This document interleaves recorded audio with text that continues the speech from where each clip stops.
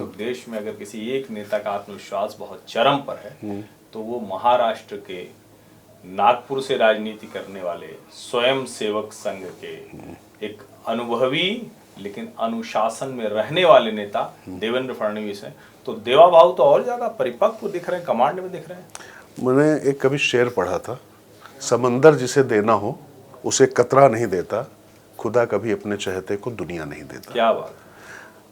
देवेंद्र फडणवीस के लिए मुझे ये लाइन बिल्कुल सटीक लगती है। आप सोचिए कि 2014 के बाद 2019 में वो मुख्यमंत्री बने थे, तो वो मुख्यमंत्री रहते अगर स्मूथली चल जाते, लेकिन उद्धव ठाकरे, शरद पवार और भारतीय जनता पार्टी की अंदरूनी पॉलिटिक्स ने उनको इस तरीके से संघर्ष करके तमाम जो उनके ऊपर जाति क्षेत्रीय जो सीमाएं बांधी गई थी उन सबको तोड़कर वो आदमी कैसे धर्म युद्ध का नारा देकर नरेंद्र मोदी का परम मित्र बनकर राष्ट्रीय स्वयंसेवक संघ का लाडला बनकर जिस तरीके से उसने पूरे महाराष्ट्र में अपने आप को साबित किया, महाराष्ट्र के दिल में जगह बनाई, वो अपने आप में मिसाल है। संघर्ष से सत्ता तक पहुंचा हुआ व्यक्ति है हर्षवर्धन। वो सत्ता से सत्ता उसने नहीं ली है। नहीं, और देखिए जो भी बड़े नेता होते हैं वो संघर्ष में जिसको कहते हैं ना कि रंदा चलता है तभी तो लकड़ी थोड़ा चिकनी होती है। बिल्कुल। और चाहे वो नरेंद्र मोदी हो या फिर पहले के दौर में अटल आडवाणी हो या जो भी जिस पार्टी में बड़ा नेता बना है उसके पीछे संघर्ष बहुत ज्यादा है। और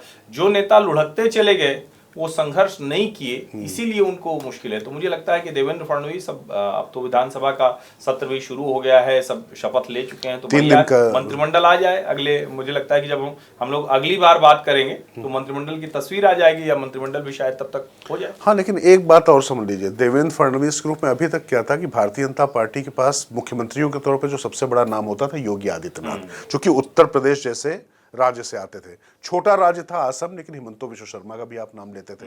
लेकिन देवेंद्र फडणवीस ने उनको सत्ता गोद में नहीं मिली, एक्चुअली संघर्ष करना पड़ा उनको।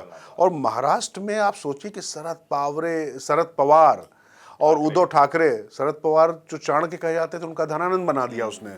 और कुल मिला के जिस तरीके से वो असली चाणक्य और चंद्रगुप्त बनकर निकला वो अपने आप में मिसाल। और मुझे लगता है कि सिर्फ महाराष्ट्र की सियासत नहीं, हर्षवर्धन, ये भारतीय राजनीति के लिए एक नया उदय है। पीढ़ीगत परिवर्तन के नेता देवा भाऊ बनने जा रहे हैं और कह सकते हैं कि अच्छा फ्रेज दिया, पीढ़ीगत परिवर्तन। तमाम जो है चीजें बिल्कुल सही। बाला साहब ठाकरे और शरद पवार उनकी राजनीति जानी जाती थी, क्योंकि मुंडे महाजन की राजनीति कभी उस तरह की नहीं थी कि वो महाराष्ट्र चलाए। लेकिन लग रहा है कि देवेंद्र फडणवीस उस तरफ स्थापित होते हुए दिख रहे हैं।